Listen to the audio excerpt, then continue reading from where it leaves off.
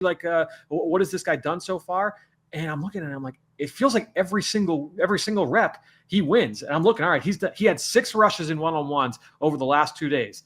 First one, bull rush win, goes right through the left tackle. Second one, spin move, doesn't gain a ton of ground and gets wrapped up by the tackle. All right, so that's a loss. Third one, double hand swipe, clean win against the left tackle. It's franchise mode. NFL, all city, draft expert. Check out his work. He has the best, most in-depth recap of the Senior Bowl. It's live right now. Go PHNX.com. And of course, if you become a diehard, you can read all of his player breakdowns here. It's Fran Duffy, live from Mobile, side of the Reese's Senior Bowl. And Fran, I got to jump right into this here. We teased it earlier. Mike Green did something to a man I've never seen done at the Senior Bowl. He ran through this poor offensive lineman who, listen, is that kid undraftable now? He probably has to walk away. But what did Mike Green take his game to the other level? Is he solidified as the best edge rusher right now? You know, I think that when you look at Mike Green, I mean, first of all, that was the most violent bull rush I've seen here in Mobile. I've been coming here since I think my first one was 2011.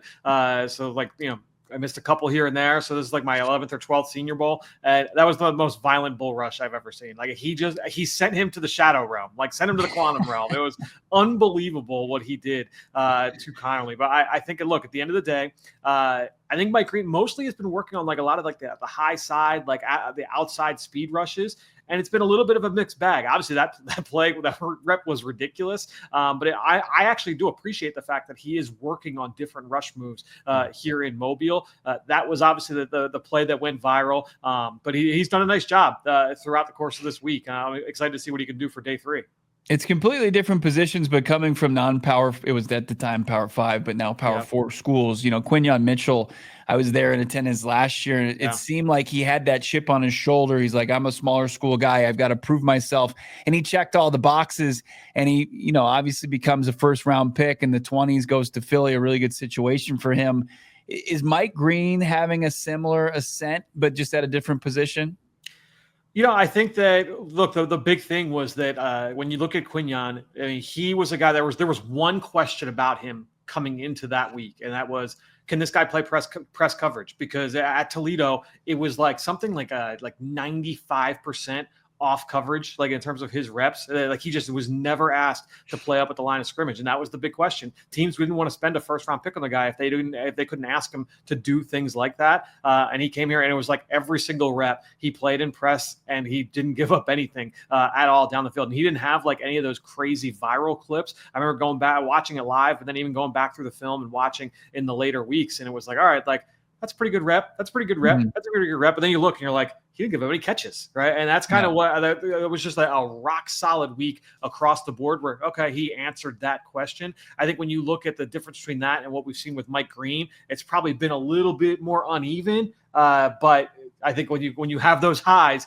those are certainly going to catch people's attention. Again, like I've never seen a bull rush like that here at the Senior Bowl. And by the way, like, the guy he went up against, that's no slouch. Like Josh Connolly is a guy that some people think is a top 5 tackle and a potential first-round pick. He's in most mock drafts right now. So I think when you look at who he did that against, his weakness is power. That is the question with Josh Connolly. Can he hold up against power? So good on Mike Green for preying on that weakness. Speaking of power, let's jump to another edge rusher. This one out of Texas A&M. It's Shamir Stewart.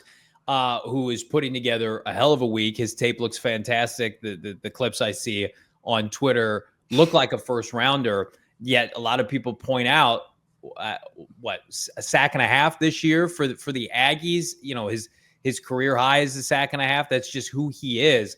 Is that a byproduct of the team, the defense there? And how do you evaluate a kid who has all the physical traits? Like we did this thing with Tyree Wilson a couple of years ago, Fran, where it's like, it's a good call. He looks great in shorts. He looks great at, the off-season draft process, but then you turn the tape on and it's a kid that just looked like an average player. Like, what does the tape tell you? And is this a kid that can really kind of kick the low production that he saw in the SEC?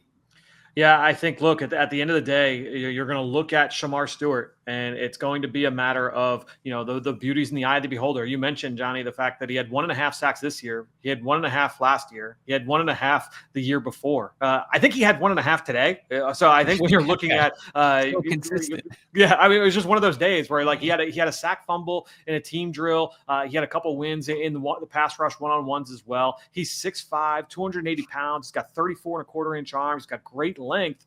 But it's not just like sack production, because I can live with that if it was like the sack production wasn't there. But even when you look at the pass rush win rates, if you look at what he did on third down, because I'll track all of those numbers. He had a win rate according to PFF 10.8%. That's an extremely low number on third down. Usually when it's like, all right, it's a passing down, can you pin your ears back and go? That number was just 11.5%. Also an extremely low number when you compare that to other pass rushers drafted in the last decade, which I always take those numbers and kind of to contextualize those and just to give you that kind of that kind of look. But I mentioned in my piece that went up this morning on allphnx.com of Walter Nolan, and I said you look at that production score and how often he was around the football, and Nolan's number was sky high. Like he was up there above the 90th percentile. And when you look at the defensive tackles that he was grouped with, it was like Pro Bowler, Pro Bowler, Pro Bowler. It was like an 8-for-8 hit rate in the last decade of guys that had that level of production. And when you pair that with the traits, that's why I get so excited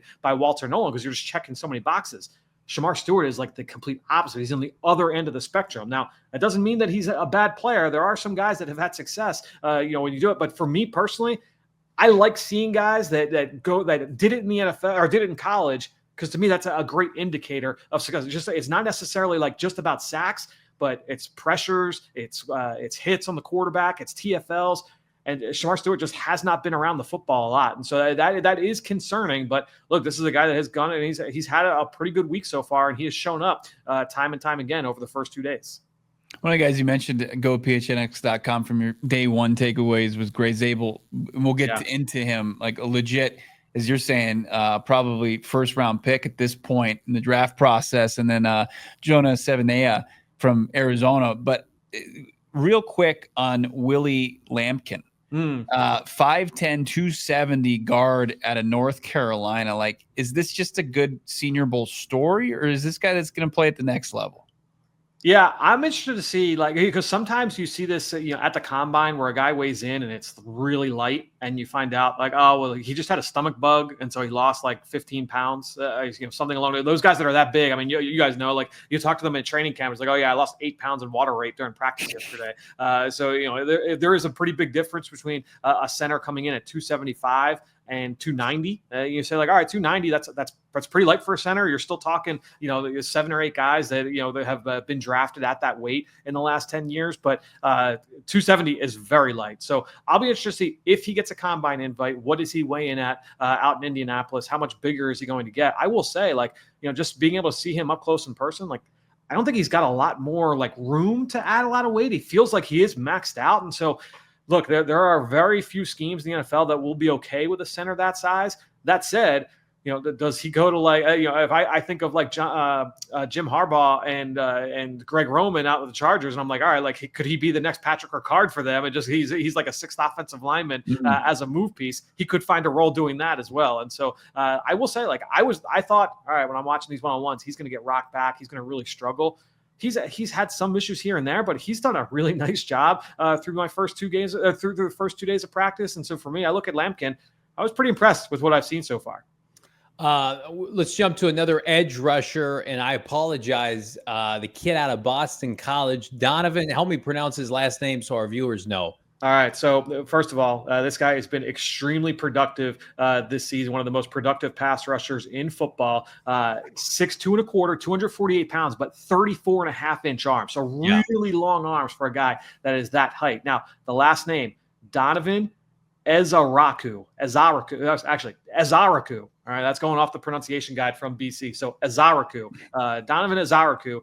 First team All-American this past year, is the ACC Defensive Player of the Year. Again, was like double-digit sacks. He had a bunch 16.5 sacks this year, Fran. Yeah, and we're extremely productive. And honestly, I just finished watching on film the national teams, the O-line, D-line one-on-ones. And I'm like looking through, and it's kind of what I was just saying earlier with Quinyon Mitchell, where I'm going through and I'm like, all right, let me see like what has this guy done so far? And I'm looking at it, I'm like, it feels like every single rep he wins. And I'm looking, all right, he had 6 rushes in one-on-ones over the last 2 days. First one, bull rush win, goes right through the left tackle. Second one, spin move, doesn't gain a ton of ground and gets wrapped up by the tackle. All right, so that's a loss. Third one, double hand swipe, clean win against the left tackle. Today, he's lined up against the right tackle, goes speed the bull rush, wins right through the inside shoulder of the right tackle. 5th rep, the second one today, long arm move, rips back inside, tackle didn't recover, that's a win. One-on-one versus the left tackle for his last one, Superman cross shot, bam, clean win. So 5 wins in 6 reps, very efficient productivity there from Ezaraku. And I think when you're looking at him, look, at that size, at 6'2" and a half, there are some teams that are going to be turned off by that. Is he going to be a 3-down guy? I'm going to be honest. When I watched him, I was worried about the athleticism at that size. But I will say, like, I didn't know the arm length. And when I look at that, all right, so this is a guy that can get into opposing linemen, has that ability to keep blockers off him. I watched a couple games early, and that was a question for me, but he's been awesome, seeing him in person here this week in Mobile. And so I'm excited to dig back in and watch a little bit more film on him. Can you play outside linebacker for JG? I think so, because he's got some of that ability to drop in coverage. And so when you're talking about, JG's scheme and that ability to kind of play in reverse, and, when they bring all those guys up on the line of scrimmage and then bring people out, I think that he's got that ability to be able to do that.